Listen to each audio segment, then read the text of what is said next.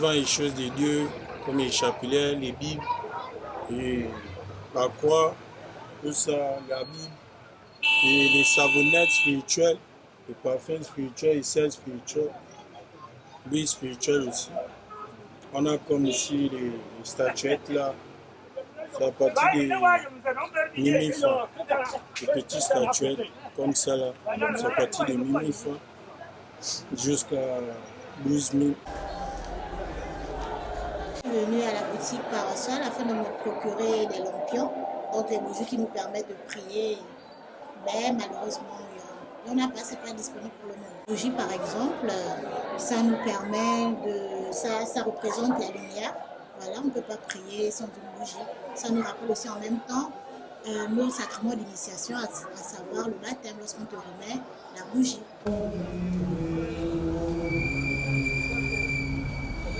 On doit les vendre parce que ceux qui les produisent, ils ne les fabriquent pas pour en faire des dons. Ils les fabriquent.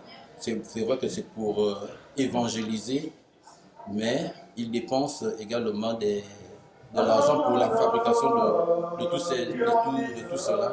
Je pense que si on continue à donner gratuitement, ils ne s'en sortiront pas. Parce que produire pour autant de chrétiens que nous avons aujourd'hui, ce ne sera plus évident. Dieu nous a donné la vie gratuitement.